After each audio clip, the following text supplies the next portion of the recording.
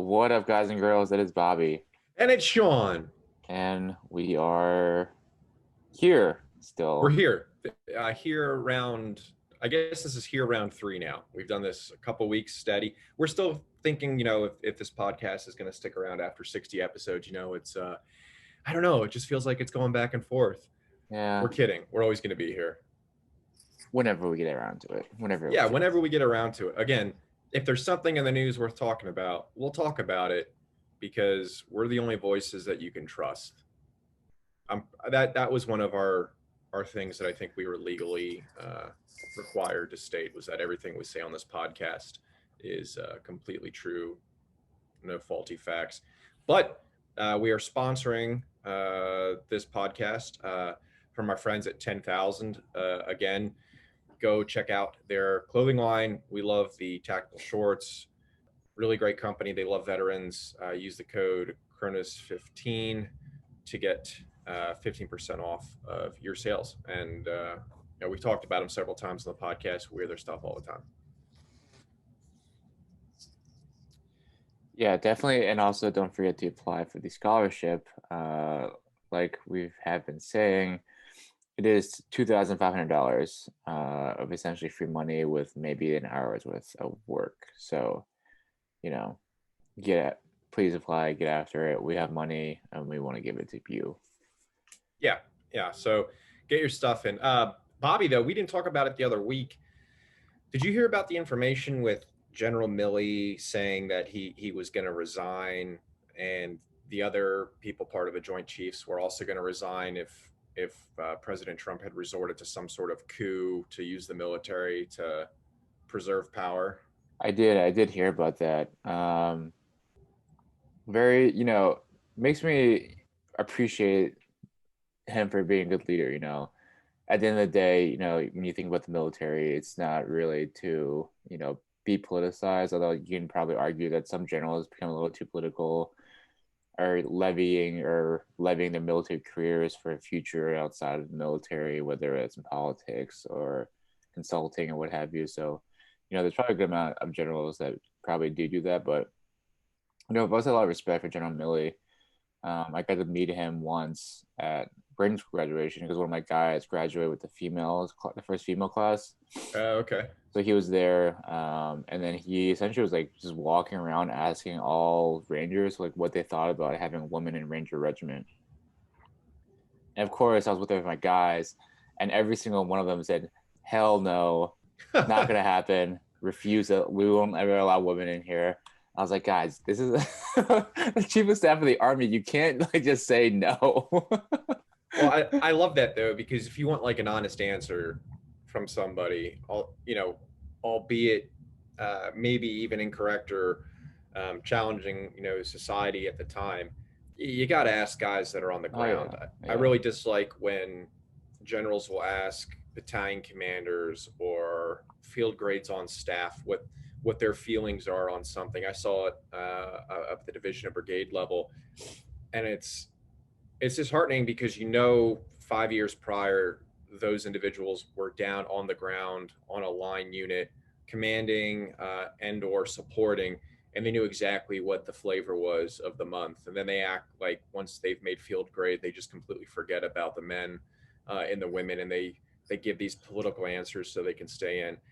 I though was a little bit disheartened when I heard the General Milley information, not because I disagreed with that potential decision, but that's the kind of information that should never get out. You should not have a high-ranking individual's thoughts of essentially staging what seems like a soft coup made public, because that's just going to further that idea that the military is now starting to do its own thing. We live in this banana republic, and that if the generals don't like something, they will just go against the president of the United States. I didn't think that President Trump was ever going to resort to that, but the fact that the highest ranking army leader in the military was considering either stepping aside or refusing the order, I just don't know whether that's hey, there's a commander in chief for a reason, that's not you. We've got to abide by the orders that come down from above, and you can't really question them, because that would be the same thing if a platoon leader told his I don't know, division commander, I'll think about it before I execute it. If the division commander said, hey, I need you to go do this breach. It's not really the same thing though. Like, to support and defend the Constitution of the United States of America against all enemies, foreign and domestic. Whether, with that is like, you know, Yeah, homegrown terrorists. I totally get what the argument was, and I would have supported that kind of action, but I would have preferred that action and the discussions surrounding it not leaked to the press. It's just one of those, hey, United behind closed States, doors. Yeah. yeah, like this is information that clearly probably was discussed, but I don't want there to be a rift between the military and the White House, because now going forward, whenever we have really difficult decisions to make or we have to go and do hard things and the president says get it done, now people are going to wonder, well, hey, General Milley at one point was considering refusing President Trump's orders. Will this next general do the same if they think it's foolhardy, like going into Iraq kind of decision? Those are the decisions now that people will second guess, when before we would not have, but for the media deciding to leak this information. I don't really think that's really going to be a thing. I think it was more so, it was just a debatable, constitutionally, debatable application of military force for, if to stage a coup against, with President Trump or ex-President Trump. I don't think that like is on the same line as like an invasion of Iraq or something like that, where it is although a presidential decision, but probably it goes within the line of constitutional power to declare war on another. Well, only Congress can declare war, but we have these quasi wars Or where, up to 60 days kind of thing that we can constantly expand yeah. and extend ourselves. But that's a slippery slope, is what I'm trying to highlight. When does the no come from a general now going forward, is essentially a question that everyone will probably have. I mean, I think generals still will say no a lot of the time, or like, well, they should voice their opinion. Like, I can't imagine any like general officer during like the war in Afghanistan, Iraq, saying no, this is a bad idea, or like at least voicing like, but still doing what they're told, doing accomplishing the orders, but then, fully, discussing like the whether or not this is, the pros and cons of each decision that's made. Right. But I think with General Milley in particular, given that he was part of that presidential photo shoot that went over to the church across the street, he was aware as soon as he got over there that this was going to be a photo op, that they were going over there for no other purpose other than to stage some sort of a White House political protest. He could have easily turned around right then and there and walked away. And he said afterwards that if he had known that that was going to occur, he would never have participated or would have, voiced his displeasure. It's like, well, then just turn around and walk away right there. There's nothing bigger. You've got literally nowhere else to go once you are the chief of staff. So that next job that he might be vying for in the military does not exist. He could have easily walked away. They could have forcefully retired him, and he would have been the highest ranking, serviceman in the country. That he had no other reason to stay there other than for some sort of like self-preservation. I want to maintain this role. So that whole idea of I'm going to step down when it's like maybe politically even more of a dangerous question, that's one of those, if he had stepped away from the photo shoot, I would have been, okay, this is consistent General Milley type thinking, but he didn't. I see what you're saying. I see. Yeah, I don't know. It's hard to, fully understand maybe his thought process or what else is going on behind the scenes. But in my experiences with him, I've always, respected him as an officer and as a leader.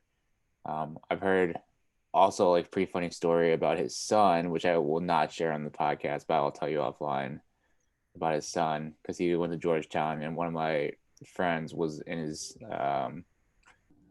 program at Georgetown RTC.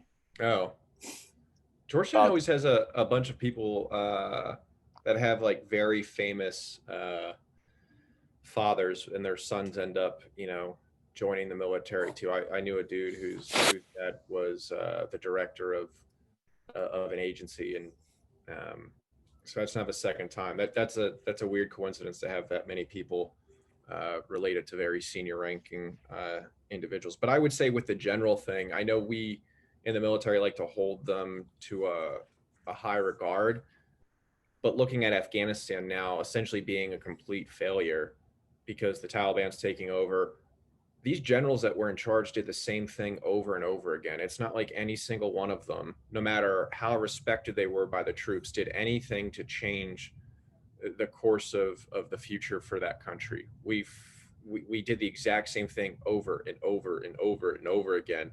The SFAB thing might have helped back in 2008 to 10 if we had given them a decade of training under that kind of a model, but we didn't do anything different. And then every single general just came in and did a slightly different version of coin, being impatient with the results and then just changing the metrics. So Yeah, generals are great, but at the same time, I don't think they did jack squat in Afghanistan from 2004 on. yeah, but I think that you can't really put it, I think, all onto the military side because it's a lot of it's politically driven as far as the goals and what politics want or what the government wants as far as our role and involvement, budgetary, like how much troops that you're gonna deploy and things like that. So at the end of they might have a plan, but then the plan will get modified, overturned, or rejected by Congress slash the president, and ultimately they're just told to do what the president, given resources, do with. Sure, and the State Department could have done a much better job with the actual government. What I'm saying is like these generals were the same ones when they were battalion and brigade commanders fighting and trying to levy their formations to go to Afghanistan, arguing that they would make a difference, that this next deployment, because they wanted to be the brigade that had that on their banner. They wanted to have that streamer on there saying OEF, OIF, whatever GWAT deployment cycle that we were on, they wanted to be there so that eventually now these generals were the brigade commanders back in the early 2000s, and now in the 2010 and the teens era, they started getting up to the division staff level, and they were constantly just accruing these deployments. I think part of the reason why we stayed in Afghanistan for so long was because we had leaders that were overconfident in their own abilities because they were just levying their future potential and weighing their self-worth significantly higher than it should have been and putting their own personal interests ahead of the formation. Like there was no reason why we could not have stuck with a small unit presence. I think is like Rumsfeld wanted in Afghanistan originally from 01 to 03 with primarily soft personnel, and then we opened it up to this giant conventional army cluster, and turned it into a Vietnam round two, but on just a much smaller casualty scale for U.S. personnel. It's funny that you mentioned that because I was reading this book recently called The Generals by Thomas E. Ricks. And basically he talks about, the whole book is based on kind of following General Hood from World War II, where he says that like during that time in World War II, we had, some of the best officers, general officers that, the Army in America has ever produced. But he says the reason why those officers were great was because the fact that they were selected they were thoroughly selected, and they were, officers were constantly fired. General officers were constantly like fired if they didn't perform or didn't execute the mission. So there was high turnover, and as a result, because of the high turnover, the cream kind of rose to the top, and like the best leading officers, like general officers, would be in like the commanding positions, whereas the less, I guess good ones would be in staff roles or like training commands or things like that. And then as like the Army has progressed from World War II to Korea to Vietnam to Gulf War and GWAT, it pretty much became more kind of like politicized in terms of, more bureaucratic, where if a general or if a lieutenant colonel like got fired from a job because they weren't a battalion commander, that would just signify they'd be like never progress in the army, whereas in the old time they would just transfer into other less, you know, prestigious positions or non-command positions. But in today's army, it's like everybody, you know, if you get a bad, like a single bad OER, you're not going to make colonel or some shit like that, you know. Right. And I The think system it's that we one of the have. things we talked about. I hate the OER system because individuals that were either waiting to pin major or wanted to be promoted to major from captain, they had to have a top block as their last block if they wanted to get promoted within their primary zone. If they were BZ candidates, they had to have, you know, like two top blocks. And so we have a bunch of individuals like in the infantry branch, which has always frustrated me. If the Ranger tab is not the end all be all in the Army, nor is it in the infantry. But that being said, it's a basic measurement of your ability to go from eyebolic to a platoon. Like if you don't pass Ranger school after spending almost 6 months at Benning prepping only for that one course, like that's a red flag. And it's not like a career ending red flag, but that's an issue. But if by the time you're a captain in the infantry, having gone back to MCCC, having been a platoon leader, having now learned command level strategy, tactics, mission planning, you can't go get your Ranger tab. That's like, that's for me, that was just beyond comprehension. I didn't understand how captains could go through career course as infantry officers and not get their tab, seeing as how individuals from all these other branches can get it done, but you couldn't get it done. And that's your job. Like you have the yips. Your only job in the infantry is to do what Ranger School essentially does. And that's to show you that you can take simple plans and execute them. Now, then when you get to company command positions, I really disliked it because if you have dudes coming from Ranger Regiment, if you have dudes coming from really premier assignments that have deployment experience, those dudes should be front loaded into command slots. The individuals that are just mediocre, tabless infantry officers, they should be removed from command, just kind of like what you were talking about, like, and move to less prestigious jobs. Because you know what I never see? We keep arguing, oh, the Ranger tab isn't the end all be all. How many light battalion commanders do you see out there that are non-Ranger qualified? Like zero. And then same with brigade commands. How many infantry brigade commanders do you see without their Ranger tab? Zero. So it clearly is some sort of a metric that we hold our higher leaders towards, but we don't do that for the lower echelons. I mean, like, I think that's just where it was always frustrating for me. So with these, you know, going back to the general conversation, if we had enforced these standards and been less bureaucratic, that the best person for the job is going to be given the position, I think we would probably have a better turnover at the general level where the expectation was just like in Ranger Regiment, you don't perform, you're out. Yeah, and it's also kind of the like the idea of like earning your top blocks, and then because of you have to like earn your top blocks to get to the next level, people like officers then become more subservient, less likely to challenge the status quo. Whereas in like World War II, these generals are doing like whatever, like trying new things, and then they realized like that, you know, failure didn't mean your career was over. It just meant that you just weren't, it wasn't time yet.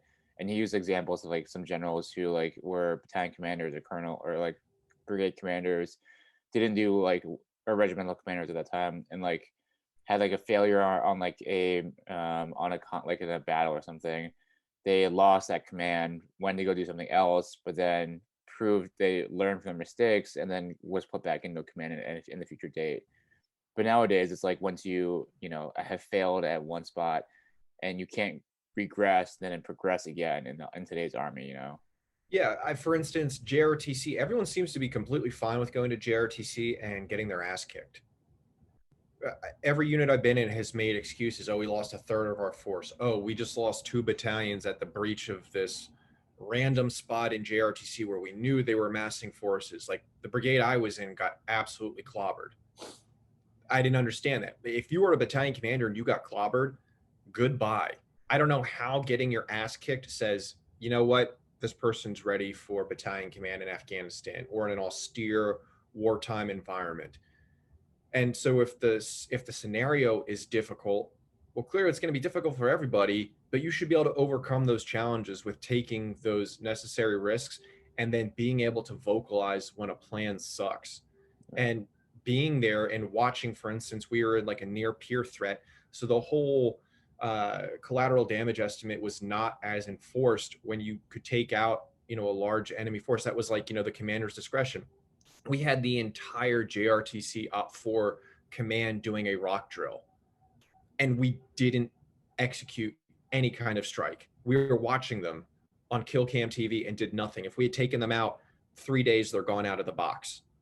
And instead, we were like, they're near a building. We don't know if that building is a school. We're not going to drop it. It's like, this is JRTC 1 in a near peer threat. If we were like this in real life, are you telling me you wouldn't do the same thing? Dude. And instead, these individuals went out, led their Op 4 commands, and absolutely annihilated half of our formation. And oh yeah, we can reconstitute in 24 hours. That's not the point. Like, you will lose at JRTC. I get that. Like, there are elements that you will like struggle with and then improve on. But the fact that like half of your formation or 2 full battalions are completely decimated is a huge concern. And I just don't know why we don't like take training events like that more seriously. Because if a platoon leader messes up, platoon sticks, platoon live fire, battalion commanders are really easy to make the decision, maybe we shouldn't send them as a platoon leader forward. But we don't do that with our senior commanders because we don't hold them accountable. Yeah, just because you can't regress and then progress again. Like once you, because that's one thing I like about the army. It's like everything has to be done on the timeline. And if you deviate from the timeline, then your career is over, right? That's kind of Right. That's kind of like everyone is told that. So like that's why I think like what Ricks argues in his book is that the army has become too politicized or too bureaucratic, too bureaucratic, and that we're all senior officers are trying to do is appease the next level in order to get that top lock in order to move to the next level. So we've created this culture of groupthink, of checking the box, of continuing the status quo in order to get to the next level or the next position. And that's what he argues, like in his primary. That's like the primary thesis of his book, that we've somehow deviated from this culture of like excellence and like selection, essentially, to become to command, and replace that with like bureaucratic, just natural progression that everybody should command. Yeah, everyone should have an opportunity, which is not False. the right answer for the False. military. The military should be the best or in charge because there's no backup plan. Like that is your first choice. That's the only choice you're going to have. And if you're going to commit someone's son or daughter to go fight, and know that the leader of that formation was given that because they just had to have company command before they could be promoted, or before they were told, hey, the army's just not working for you any longer, like you had to be given that opportunity. That's crap. This isn't like middle school or high school where we have to make sure everyone gets the same experience to the extent that this is a public education. This is the United States military. It is a profession. If you don't have it, you don't have it. But again, that's the way that the Army's running nowadays, and I think it's only just been made worse by the fact that we have senior leaders that grew up in this and fostered this kind of a culture. Yeah, it's like, but I think it's also part of like the as a reflection of modern day society, where it's participation trophies. Everybody gets a trophy for participating, and that you don't necessarily have to earn the trophy. As long as you are there and show up every day, you get the trophy. Yeah, I completely agree. Speaking of everyone showing up and getting it, I heard a rumor that in September, the Army is going to make vaccinations mandatory for COVID-19, which I was looking up to see, because there's apparently a ton of vaccine hesitancy. I think we both saw that article from, I think it was Knox, where a ton of soldiers were getting GOMARs for not getting vaccinated. But for just some of the shots that we had to get while we were there, influenza, which I think is obviously different than COVID, but it's a flu, measles, meningitis or meningococcal, mumps, polio, rubella, tetanus, influenza again, yellow fever, the hepatitis, cholera, hepatitis, plague, rabies, smallpox, anthrax. I think it's really funny that a lot of service members are hesitant to get this vaccine, talking about the efficacy when they have no idea how any other vaccine has ever been produced. They just use anecdotal evidence. They have no idea what's in any of those vaccines that they get when they initially join up. I mean, I'm thinking back to we're not like that podcast that only talks about Ranger School because that was our only military experience. But getting like the peanut butter shot, like our whole Oh careers, my I'm saying, god. has not been measured off of Ranger School. Like we haven't built a brand around that. Oh, I Um, see. but that peanut butter shot that we got at Ranger School, that felt like sand going into my ass. I have no idea what was in that, but the same people that should be hesitant to get the COVID shot should probably be the same people that at Ranger School would go, no, don't put that in my body. Because you could have literally been filling that syringe with syrup for all I know.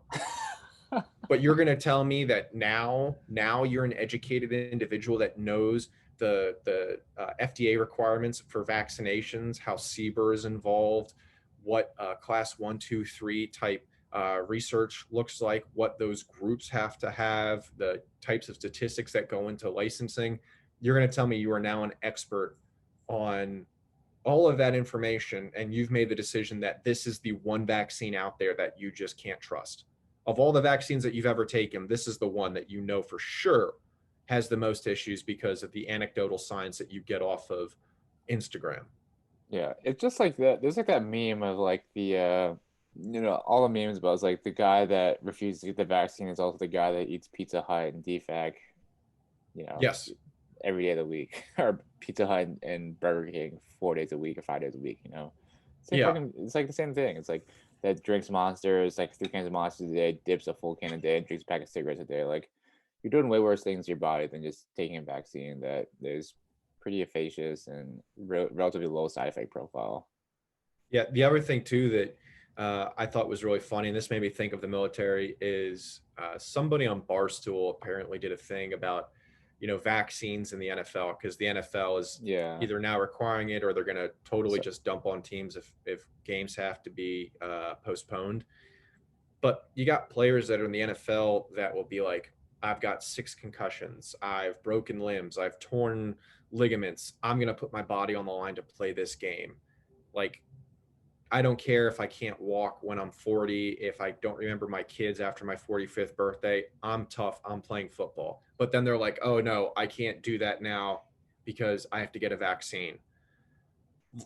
What kind of alternative reality do we live in where you go, choice A, the brain trauma is something I can accept. Oh, but science can't do that.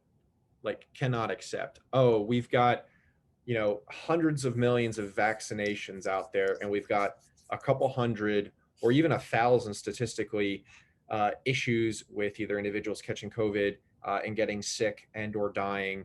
But that's going to be enough. That is your statistical threshold for refusing the vaccine. Well, it's like if that's your statistical threshold, then if one player in the last 40 years has some sort of a brain injury playing in the NFL, you should just never play again. Like that's what I don't understand is why it's become super politicized, but it's also that the champions of the scientific proof that people rely on are like the smartest dummies in the classroom. Like we're not relying on people that have any sort of medical degrees or experience. They're arguing public policy reasons why vaccination should be a choice, not the science of why they're the efficacy is pro or con. Yeah, I think it's like multifactorial. I think the definitely the politicization, like of course, like when Donald Trump came out, and Trump was vehemently anti-COVID, and then it just became linked with Trump that if you're anti-science or anti-vaccination or anti-COVID, then you're a Republican. And I think that like if you believe like in the doing the social distancing, masking and stuff, then you're just a hardcore liberal or Democrat. So it's like people get lumped in these preconceived notions of what you should be based on your political beliefs, and therefore you are like biased to whatever you align with your political belief. And that's like a part of it. I think another part of it is also just like the kind of the anti-science and like social media rhetoric that now exists kind of everywhere now, where Yeah, everybody now is like an expert on, about science and all this other stuff without ever actually getting education on it. It's like that, like the high school guy that, believes all these conspiracy theories because they've done research into it, right. which is just I involves like cursory searches on Google. like my feeling is the COVID vaccine should have always been a a choice.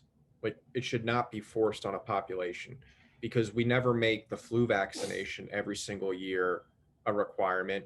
This is an awful flu. It has clearly killed more individuals than flus in the past. But if we look at the population of individuals who are at most at risk of this flu and going forward of any severe flu, it's the individuals that are elderly or have some sort of immune deficiency disorder, or they have underlying health conditions. And I mean like real underlying health conditions, not necessarily like obesity related.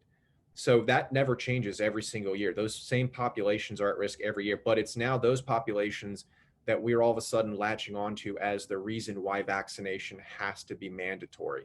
Well, if that is the argument, then every single year we should make that argument for the flu shot, because those populations don't get any better with the passage of time. We have more individuals entering into that retirement age and that elderly status, with the baby boomer generation now kind of reaching critical mass. We have individuals that are getting more unhealthy every single year, and so have these really bad underlying health conditions. That gets worse every single year. So every single year from here on out, what I totally expect should be the argument is that we need to get the flu shot for everyone, make it mandatory across the board. But that's not going to happen. It's like COVID-19 has become so politicized, but it's not looking at what it's actually targeting in our population, which really frustrates me. I'm fine with businesses requiring, the vaccination, with schools, private institutions requiring it. But when we start making it a public requirement, when we don't for any other type of shot, like we're running into, again, the dangerous science of we have one population that thinks that the vaccine's not safe. We have another population too that's equally as dangerous, that thinks that COVID is way more deadly than it really is. Like they're comparing this to the bubonic plague, which it's just not. And so when we have these two alternate platforms arguing back and forth, that common sense in the middle ground, it does not exist. Yeah, I was gonna say I do.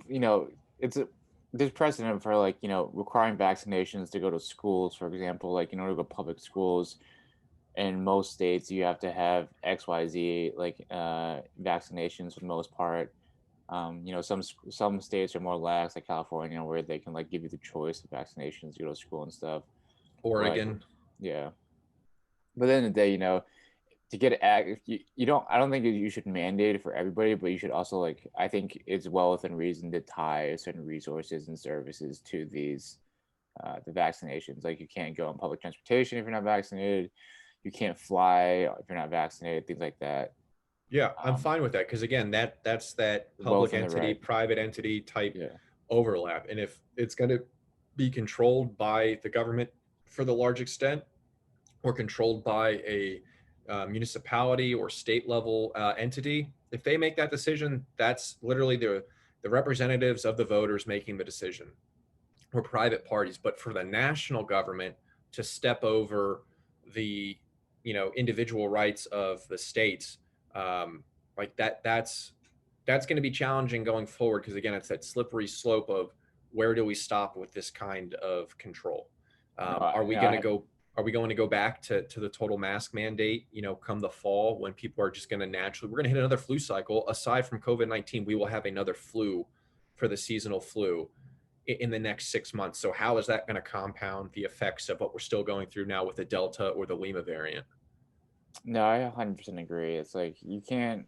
I'm very libertarian in a lot of regards, and um, you know, I think everyone should have the ability to make their own, decision as far as vaccinations, and it should be, you know, have the ability to choose for themselves and make their own risk benefit analysis for that. But it's just you Exactly. can't make everybody, toe the line for everything. You can't make everybody toe the line for like getting driver's licenses or like having car insurance. Even though it's legislated, you can't like make everyone do it.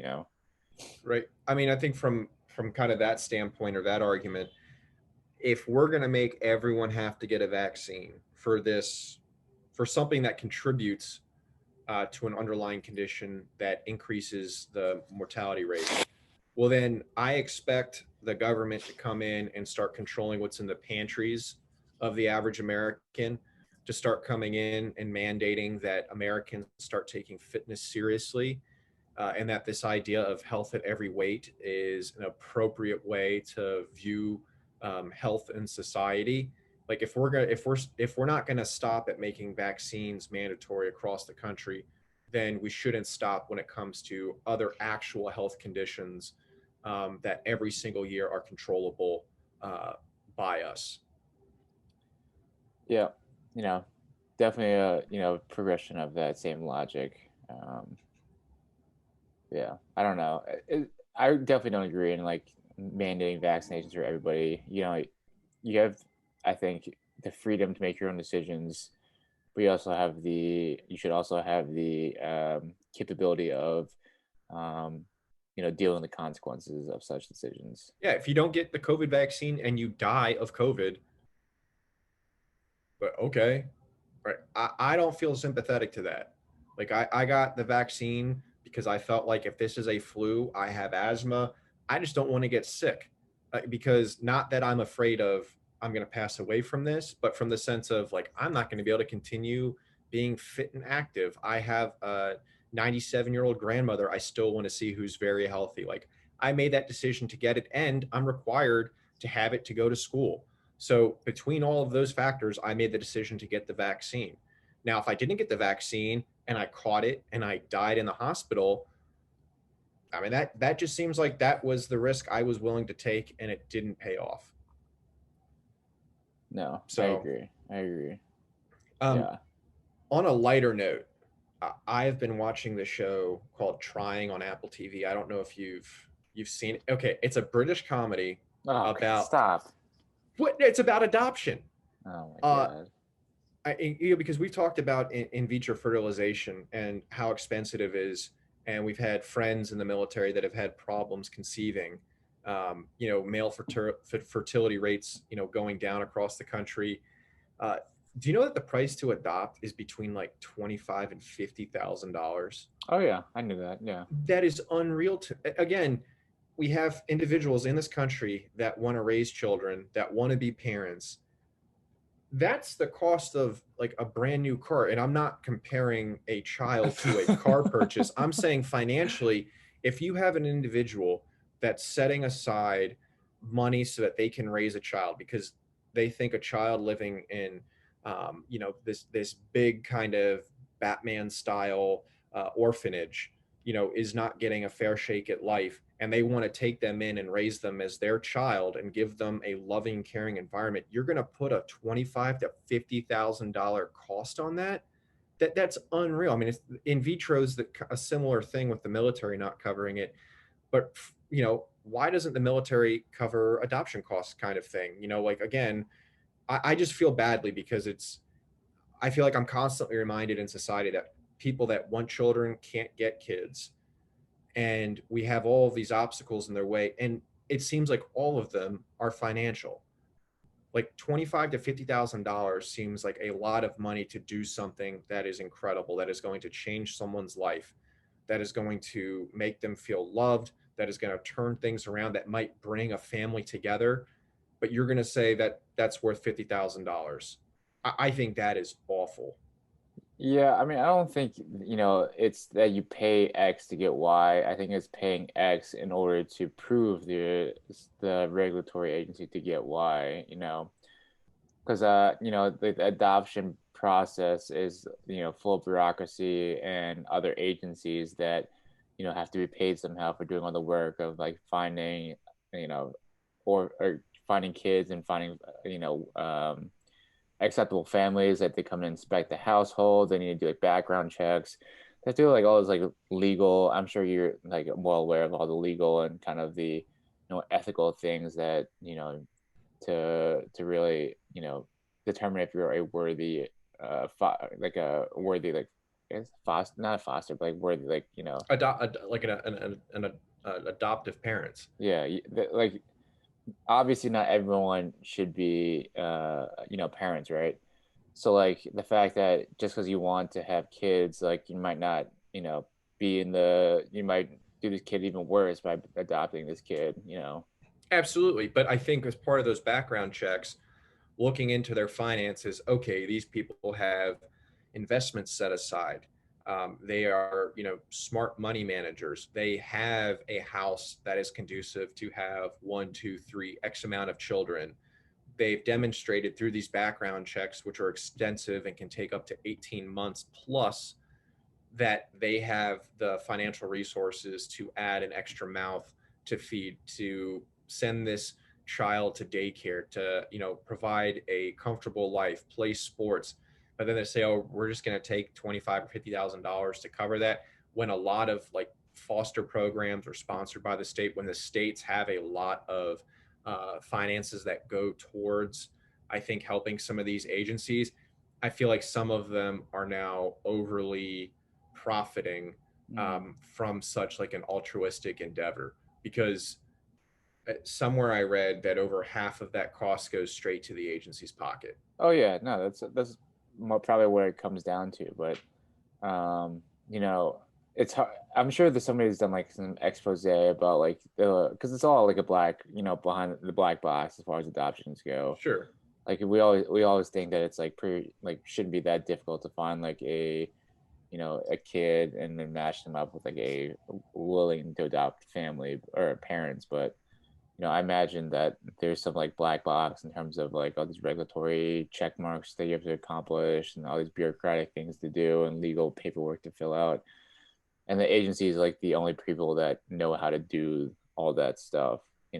Right. It's like when you're paying someone, if you're starting a company, you're paying a law firm to go through to help file for you, and to get the contract language and your bylaws written effectively. But I just think it's sad because No, I agree. I want to adopt one day. I think if I'll be in a position where I can have a healthy family. I want to do my part again with society, and give back to the fullest extent possible, and find a kid out there that needs help and provide them that healthy and stable way forward. I just think it's really sad, though, that you've got a lot of families out there that are like that can't do that, No. because you've got this unrealistic financial barrier in front of them that, but for it, have all the resources necessary. Yeah, a little predatory, as far as these agencies go, kind of predatory, kind of very, not in the best interest of everybody involved and just trying to get a cut of the pie. Um, but no, I agree with you on that. Like my one, I don't know if you met him, but one of my buddies in 375, his parents have like 8 adopted kids or something like that. And they're all like kids with disabilities, like mental and intellectual disabilities and things like that. And that's like even crazier that they not only have, paid the adoption fees, but then adopted a disabled kid that require additional Extensive care. resources. Yeah. Yeah, I was looking up in New Jersey at the various agencies that are here, when none of them come with hey, we're good for X amount of dollars would get you your kid. But the state does have its own fostering program, and for the most part it's significantly less expensive when you go through like a state's program. But just like you were talking about, a lot of the children that are in the state program, a lot of them are between the ages of like 13 and 17. A lot of them have severe behavioral or intellectual disabilities, and it's just it's terrible that I wish there was a larger, again, we talk about like government control, right? Before, don't come into my house, don't force me to take these vaccines, my choice, my body. But I wish that the government controlled this a little bit more, to make sure that there was a national resource, and maybe there is. I only looked at it briefly this weekend and last weekend, but there was a national program that really directed the kids around the country to great homes, that maybe wasn't so localized to just one region. And that we put some of our tax dollars to something like that, then providing tens of millions of dollars to countries that absolutely hate us as some form of nation building. That's well, we can get into like where our taxes go at nauseum here, but it's something that I've started getting into only having watched this show, which has just completely Mm, changed the way that I look at what I want to do with part of my adult life going forward. interesting. Whenever you become president, Sean, you can put that in policy. Oh yeah, that'll be great. What's going to be great is these podcasts are going to live on forever through the digital sphere, and I'm just waiting for one of them to come back on a presidential rally like, hey, did you say that soldiers that weren't infantry weren't cool? Yeah, I did. I'm biased. I don't think you're cool if you went into the Navy and didn't go SEAL. I'm sorry, was that the question? Like, yeah, it's going to be hard running for president.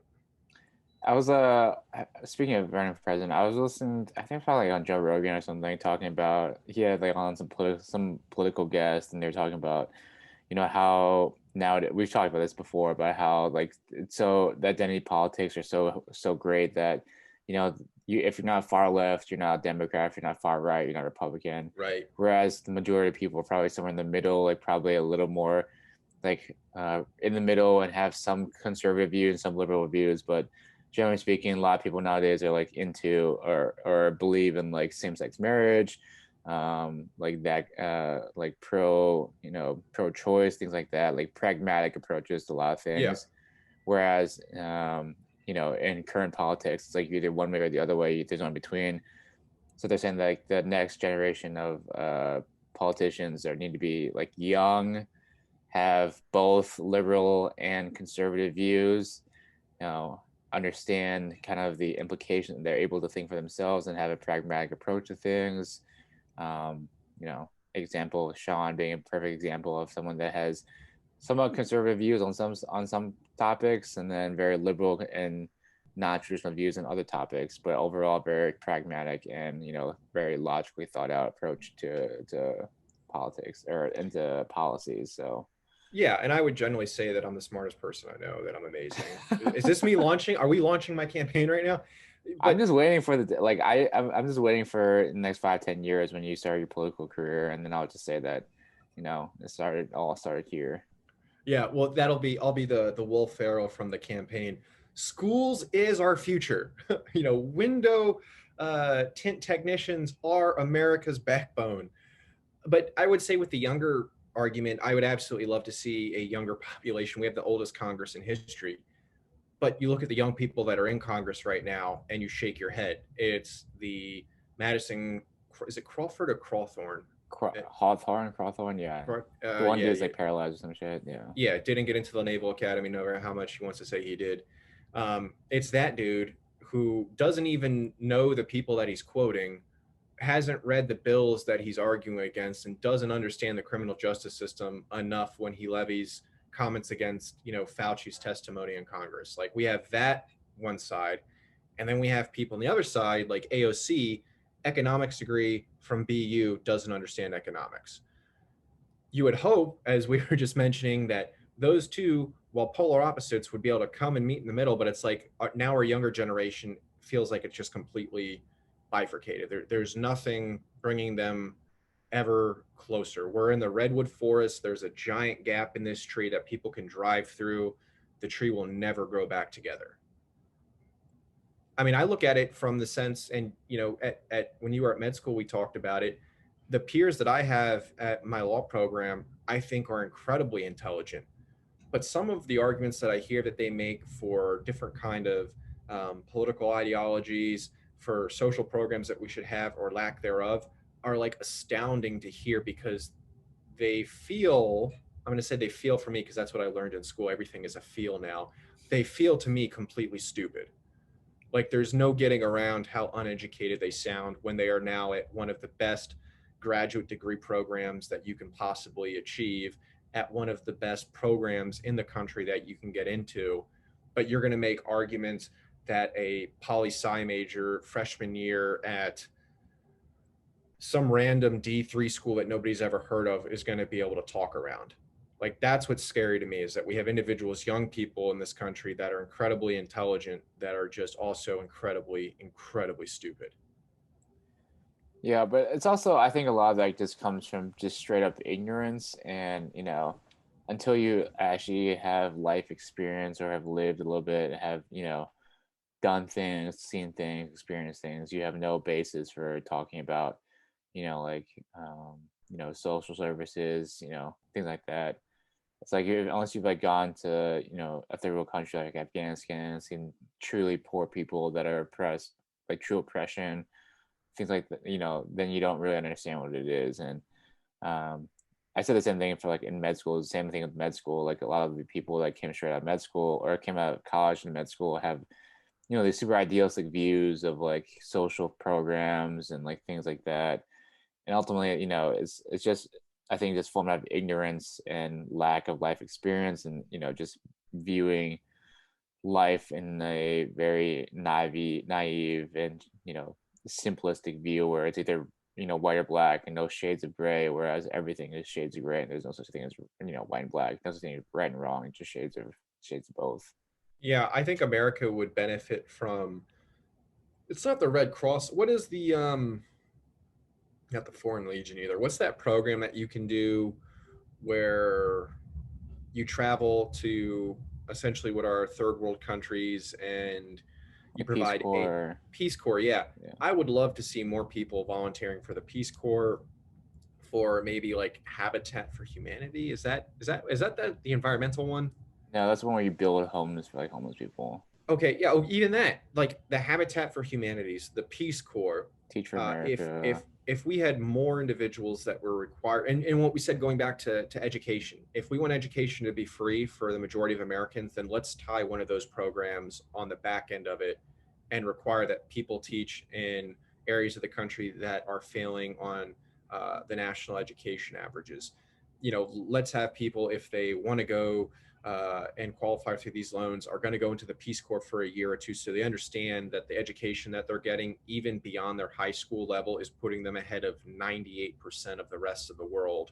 And they are incredibly privileged beyond what they think is holding them back in American society. I think it's one of those, until you see how people in truly impoverished areas of the world live, some of your language and your rhetoric needs to be dialed down significantly, because we speak on such extremes now, and that's the expectation because the news does that, YouTube does it. I talked once about a kid that I went to college with that has a YouTube news channel. Every single one of his news clips is like Saki owning Peter Ducey of Fox News, Biden clapping back, like this really, oh my god, I can't wait to watch this clip, what's it going to be? And then it's nothing. It's a, I'm sorry, I respectfully Clickbait. disagree. And it's Yeah, like, it's oh my clickbait. god, like owned. Like that's everything now. So from the chyrons on news, whether it's NBC, CBS, 60 Minutes is CBS, Fox, CNN, all of them are just these extremes. And now it's bled into how we talk in just basic school. Like everything is the most, is the worst. You can't get anything, beyond it. The biggest threat to the military right now is COVID-19. Like, get real, guys. Like, stop speaking like that. We're smart enough to understand what a risk is. You don't need to tell us every single time, because again, goes back to what the Democratic Party did with COVID. If it doesn't measure up to the worst of the worst, the next time you say something's bad, it's Peter and the Wolf. I'm not going to buy it. Mm-hmm. Yeah, we definitely talked about this before. I know we talked about this before about like doing like a Peace Corps, or, like mandatory like federal service in some regards. And just ironically enough, I did reread Starship Troopers like last week. Not like planned for this, but one of my favorite books. I love the Starship Troopers book. Yeah, Heinlein, right? I love Robert Heinlein. He's one of my favorite authors. I like a lot of his writings. But like people think that what if you watch the movie Starship Troopers, it's kind of like a satire of that. But the book itself is very well done, very well written. But interspersed with like military and leadership challenges are these little nuggets and pearls of society and politics, and how we should create a society that is well functioning. And with that is one of the best quotes that I love is like something along the lines of the best things in life are not given, they are earned with the blood, the sweat and tears, and even the most precious thing of all is life itself. And it's like you don't know how good you have it without if you never had to work for it, you know. Yeah.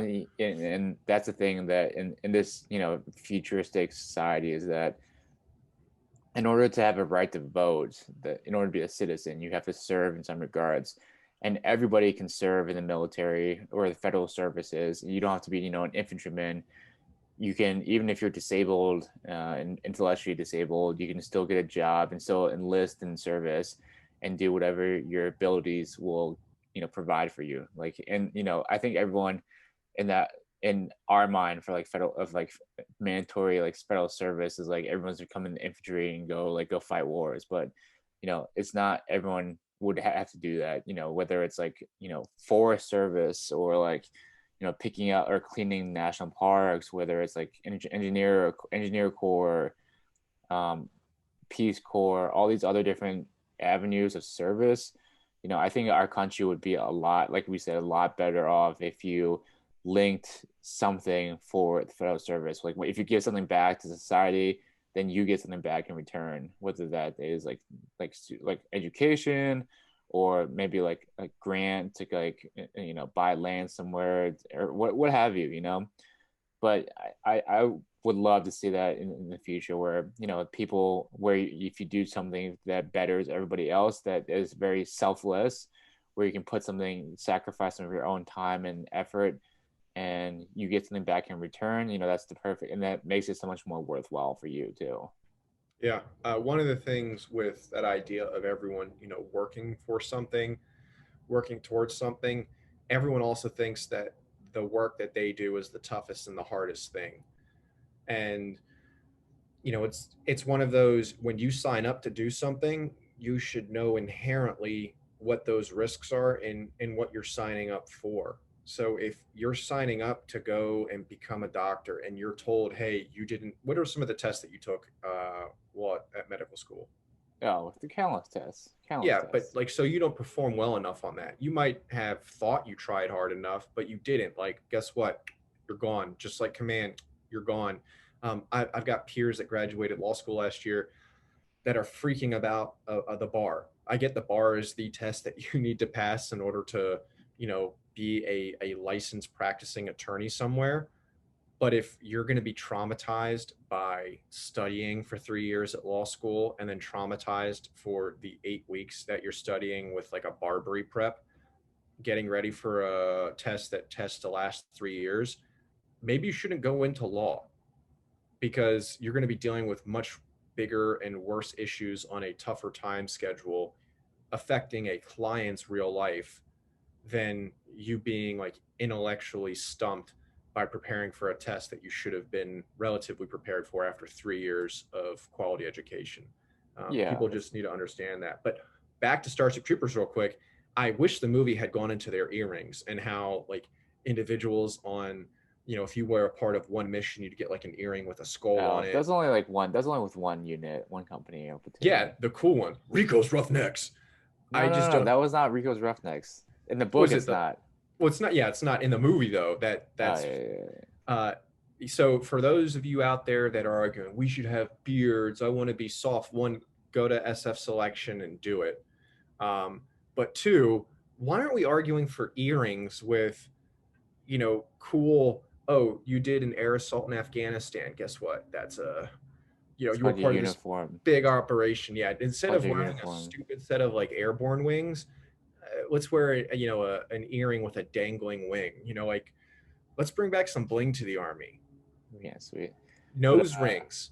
you know, I do think that, like, you know, just to tie back everything, it's just like I do remember like in the book he talks about like you if you don't earn it, it doesn't feel like it doesn't feel as fulfilling or the same. So like I remember in Ranger School, like, you know, just like saying like, oh, I just wish they would just give me the Ranger tab. But then thinking about it like after the fact is like, if they just given it to me, it would not have the same meaning that it does after, you know, you earn the tab rather than somebody gives it to you.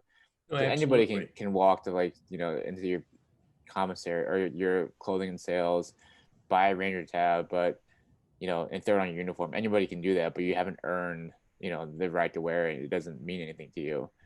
Like once Yeah. you've like gone to Ranger school, once you've done all the suffered for the 61 days or however many days it is, like it means so much more to have that tab. And once you've earned it, same thing with like anything, like the Olympics right now. Like I was just watching the Olympics last night, and it was just like I can only imagine how what that feeling must feel like to be to after the years and like countless hours of like training and suffering, and then to stand on top of that podium and get the medal. Like I can only imagine that feeling, like after you've earned it, truly, But truly yeah, there earned was it. a 19-year-old that got second in the 400 IM, Oh yeah, I saw that one. That's actually oh and wow, I saw this.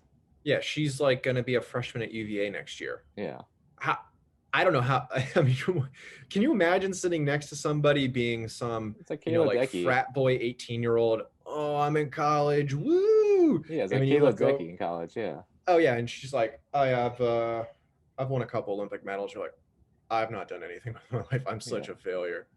Like it's just like that's like the best feeling too. It's just after you have put in the time, the effort, and seen the fruits of your labor paying off.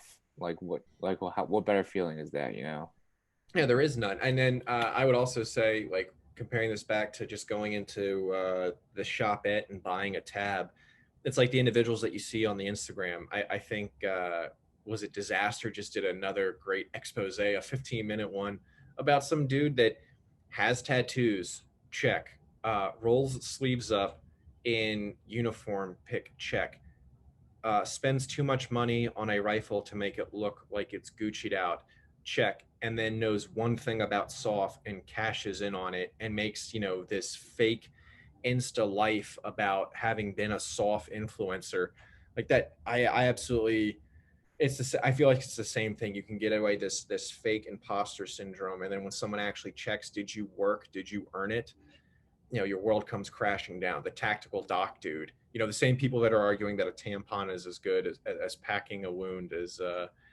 gauze, and those kind of arguments, that for those of you that follow the mill pages on Instagram. Yeah. But I guess the whole moral of the story is that you have to earn it. Hashtag earn it every day. Hashtag blessed. Um, but speaking, I meant to say something about when back like half an hour ago, we are talking about the officers and like the general officers. Oh yeah, officers being The new overweight. no, Oh, the new RCO, Colonel Kersey, um, was one of the best field grades I ever worked with in 375. So I'm really glad that he took over as the RCO. Good guy. I remember I did like a training exercise in Korea, and I was like he was like OCing everything because it was a platoon live fire, so somebody had to be there to watch it. And I remember because I like had to organize pretty much. I like was organizing it and like doing everything on the backside for it. And I remember like I like was losing my shit because things like the artillery is all fucked up, and like they're like it was like a big army artillery unit supporting us, and they were all jacked up, they were all messed up. Like I was like losing my shit, and then he pulled me off to the side and was just like, Bobby, don't ever lose your cool like that in front of a soldier. And I was like, God damn it, he's right. It's yeah. like don't ever do that. And I was I like, had that my old platoon sergeant, who's now a first sergeant down at Campbell, um, did the same thing with me. It's always that, obviously he was older than you. My platoon sergeant was older than me, but it's one of those embarrassing. Oh man, I gotta I gotta fix this. I can't like yeah, blow up like that. yeah, it's like be better. But the way he did it wasn't like he was like fucking. It wasn't like your classic true out where he like yells at you. He's just like has that very calm demeanor, and he's just like, don't ever do that again. You can't ever lose your cool like that. Like much more is expected of you. You have to be better. And I was like, God, this Oh, hurts so much more. It hurts so it's much more. the worst is when you get fucked down in a very civil manner. Like one of the first con ops that I put together as a battle captain, we had a couple elements out on missions, and at the same time, like I'm compiling all the data. Like you've been in there, and you're putting all their reports together for them, so you send it to them when they get back.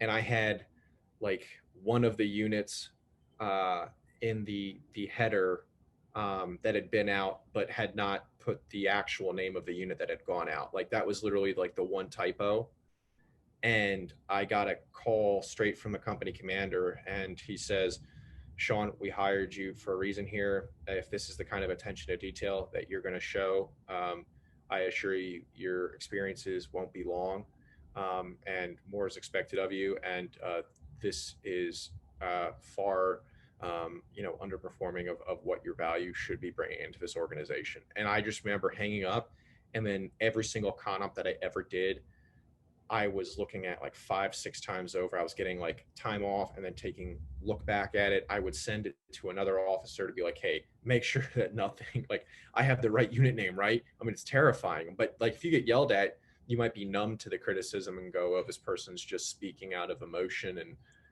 isn't telling me what I messed up on, instead of just showing me that they're upset I messed up. Yeah, and that's like the one that sticks to you the most, and that you get with. Yeah. But I am very glad that he is now the RCO. Very deserving. Probably one of the best officers I've ever worked with. Well, and Colonel Tegmeyer, well now General Tegmeyer, just got a star, I think, within the last 2 to 3 weeks. So. Yeah, I know like RCO is pretty much like one step. The next step is general officer and moving up in the ranks. So yeah, then like a division command at the 82nd. Yeah, and then somewhere in JSOC. I think that's that crew. Yeah, but also West Pointer. Okay, well, let's not gloat. Let's not gloat, Bobby. I never saw them wearing their rings, so I cannot confirm nor deny that statement. I'm sure you've never seen my ring before either. I'm pretty sure of that. I haven't, but you know what? I feel like I saw your little your band hat. What was that thing that all the West? Oh yeah, yeah. But I was going to say, you know what? There. I bet none of those individuals ever wore that. We were just kind of we're doing the same thing. They're now general officers, and we're just, oh my God, these guys are amazing. So everything we said at the beginning of the podcast, we're full of shit. Just disregard. It just depends. It's all relative. I've never seen those individuals or heard that they were in units where they wore Stetsons. Who knows? I don't know. Yeah, I don't know if they've ever worn a Stetson. So I've never worn a Stetson. They can't be that cool, They never. Yeah, I've never worn a Stetson before. Well, yeah, and you're a piece of shit. You didn't never have to take the whatever the cowboy hat front brim is and bring it down with these weird little antennas that you would have that people would have for different branches, or if you were an officer, or bling out the back of your Stetson with all of the goofy shit and stickers. It's like the person that has like their entire ERB, ORB on the back of the car are the same people that on a Stetson have a pin from every single unit they've ever worked in, as if like it wasn't apparent on their chest what badges that they have. They're going to put it on their hat as well. Same guys that wear that out to a bar in Killeen, Texas. Fort Hood, be better. Also find your nods. No, they never will. Those are gone. That was a good episode. What else? Anything else you want to talk about? CrossFit Games starts next week. Yeah, so I like how they do the cuts this year. Yeah, I do like too. 40, 40, then down to 30 for day 3, down to 20 on Saturday, and then staying 20 through Saturday, Sunday, which I think is awesome, because when you get it down to like, I think they've been doing like 5 or 10 the last couple of years, it makes it almost impossible for anyone to actually overcome point deficits at that point. Mm-hmm. And people can kind of like, I think it's one of the reasons that Noah Olson honestly finished on the podium one year.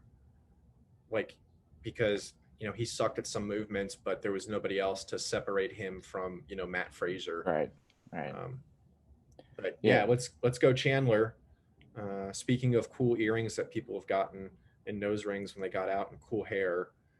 Like friend of the podcast.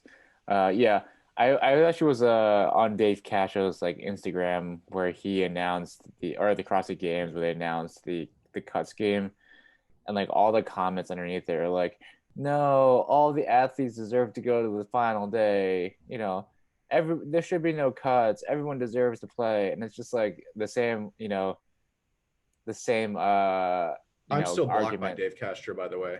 Are you? Yeah, I don't. He got really upset at something I posted. I can't remember what it was. This was like years ago. Oh, I think I called him out for loving Brooke Wells, and oh yeah, maybe.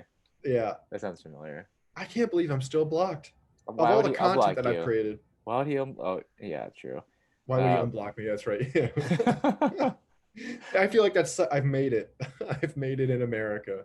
yeah, but it's just like the whole like participation trophy generation where everyone's like all up in arms. I think it's on the CrossFit Games Instagram where where he's explaining the cut scheme. All the comments are like, all the athletes deserve to make it to the final day. I hate the cuts. No more cuts. Let the athletes all compete. And it's just like at the end of the day, on the final day, like if you're in the fourth heat, like nobody's watching you anyways. You're just there, you know. No, absolutely. I think CrossFitters are one of those people. Too, I've watched like some of the prep tournaments to get in. I don't know anybody. Yeah. Like I honestly couldn't name you five male CrossFitters. Even if I probably could, like Patrick Vellner, Fikowski, Fraser. That's it. But Fraser isn't Frederick's not competing. competing. For the women, the daughters, Tia Which Claire, daughters? It's changed. uh, Davids and Thoris. But I don't No. know. Only David's daughter is the only daughter that's competing this year. Oh, well, there we go. Cara Saunders, Uh-huh. um, Tia Claire Toomey, Brooke Wells, uh, Amanda Barnhart. Koski, is Koski a male one? Yeah. Yeah, Um, Nikoski. Obviously Chandler Smith.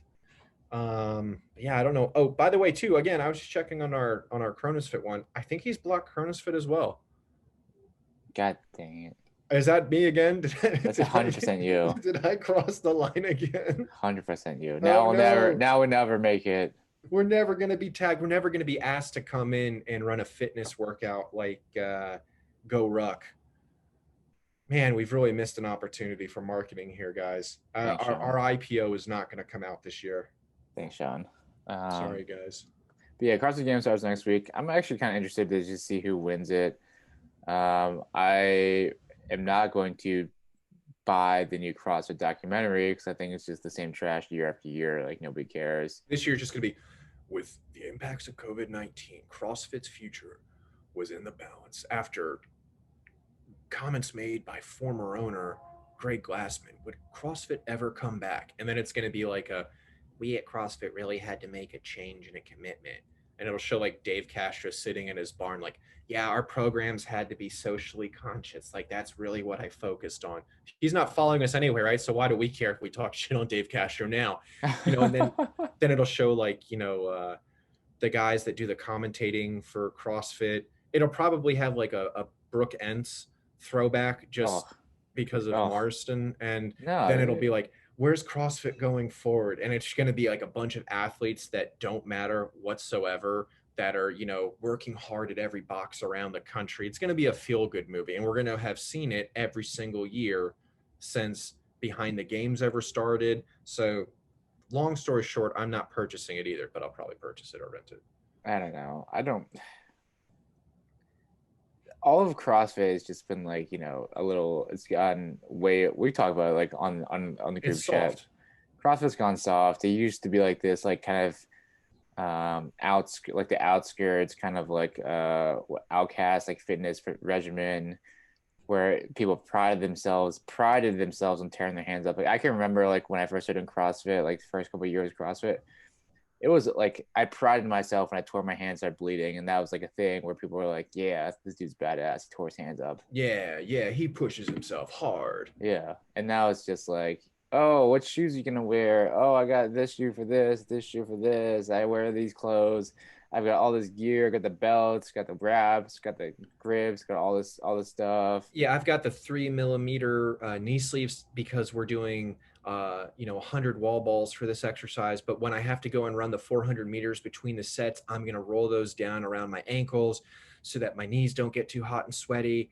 And obviously, I'm going to start with my shirt on, but take it off. And then you've got the women of CrossFit that are like, I'm going to wear referee socks from soccer games, and I'm going to wear a little mini cape around my neck so that when I'm getting tired during the workout, I can kind of just like slack off and be like, this is just my goofy day, girls.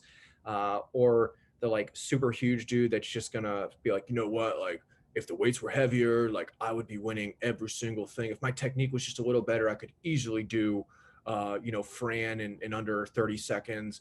CrossFit sucks now. I Yeah, am CrossFit does suck right now. I'm so annoyed with the way that boxers are going, or the way that they act, that you have to do like every single one of these classes to get the benefit of it. No, like CrossFit, I feel like it's the same what Cronus Fit, tries to be. And the fact that you're going to learn some things, go and apply them. Like, you don't need to rely on us. You don't need to rely on CrossFit for the rest of your life to figure out what, a healthy fitness program looks like. Yeah. Just figure out, just put the time in, learn how to do it, and then go get a garage gym or figure out or do some other thing else. Yeah, or buying the shoes every single year. I mean, let's face it, CrossFit's not doing a ton of running. So when they come out with the Reeboks or the Nike shoes, and now Noble every single year, it used to be you only had to replace your shoes if you would run like, a couple 100 miles on them. So how is just doing some basic movement in those shoes a couple times a week destroying the flexibility or the support that those shoes provide? Where a year from now, you're going to have to get the exact same thing in a different, brighter color combo so that everybody sees your stupid shoe, when somebody rocking the Metcon fours, or sorry, the Nano fours would have still whooped your ass because those shoes are still fine. Everybody's trying to be all trendy. Yeah, and definitely you wear Noble sometimes. I know you have some of those shoes. I wear them just for walking around shoes. I just like how they look for literally for walking around. I actually hate them for working out because I don't think they're good workout shoes at all. Yeah, yeah, but now people are like, I like the jokes with the what was it, the Suez Canal that got all blocked up, and Yeah. they're like, well, there's all the Noble shoes. Like, people aren't gonna have their shoes for the games. They're like Nobles are like they're stupid expensive. They're like $140 a pair of Nobles. I don't think they're that like comfortable to work out in. One, two, I don't think they're very high quality shoes. When three, it's like, why would I pay $140 for a pair of Nobles? They're like kind of shitty quality, where I can wait until the next year's Nanos or Metcons are on sale, buy for $50 or $40, and have like a brand new pair of shoes for 40 or $50 from the last year model. I still have my Nano 8s in the black with the gum colored Oh yeah, soles. yeah. Those suck. Those are awful to run I in. actually they're terrible running, but those are like my favorite Nanos to like work out in. Oh, phenomenal to lift in, like Yeah. absolutely phenomenal to lift in. Squatting, like those are one of the shoes that I stopped using my Ollie shoes because I thought I was cool, because I got the exact same mobility and stabilization out of them. Like, did not need the platform kicks. Yeah. Oh, yeah. But back to CrossFit, the bear grips that people wear for bar movements, as if they're like lifelong gymnasts. If I'm watching people at the Olympics that are gymnasts that aren't wearing those stupid bear grips for their hands, you don't need them for the 20 failed muscle up attempts that you're They do gonna have do. they do have gymnastics grips though. They do wear grips. If you're gonna wear those grips, you better be in the Olympics. Yeah, yeah, put it that way. That's a better way of putting it. Edit that out. I don't want to sound stupid. They do wear grips in the Olympics, dude. Never wear grips. Yeah. Just like Anyway, bicyclists don't wear helmets. Oh, I think, speaking of biking, I think I've got upwards of like around maybe 2,000 miles of biking, like for the whole year. The Tour de France in 28 days, 21 days, did 3,100. I feel awful about myself. I I think mean, we should you're not professional. You're not a cancel the professional Tour de cyclist. France. Cancel the Tour de France for making me feel like I'm not a real bicycler, a bikey, Cyclist. cycler. Come on. All right. I don't even know my own names anymore, my own sport pronouns. All right. Let's wrap it. We're starting to ramble now. Yeah, you're still listening. Good for you. Yeah, we're starting to ramble as usual. When we get an hour into it, we start rambling a little bit. Um, yeah, announcements, apply for the scholarship. That's about it. I don't know. Last question, because when people listen to us to wonder if we're actually going to purchase olive green over black for the Ranger panties with the logo, Oh yeah. I don't know. I think it's gotta be black. because they're just they've been out of stock for a while now Yeah. for the largest, so we could do the OD green, but yeah, we should get the hats maybe going. Christina wants to do Nalgene bottles, like Cronus logo on them. yeah, I'd be down for that. Yeah, I'll talk to Greg. hats maybe, Yeah, might there's even the summer hat that shirts, new shirts or whatever. yeah, I could because we got another logo on the shirts that we haven't launched yet. Correct. Guys, see this? This is what business people do behind the scenes. Business, inventories, bottom line. All right. Anyways, enjoy watching the Olympics. You know, the epitome of human performance. And we'll catch you guys next time. Yeah, and next time you talk to a general, don't act like they're somebody cool, unless that they are. Honestly, If they're not, they're not. Yeah. Shitbag is shitbag either way. All right, guys. See you guys next week. Peace. Later.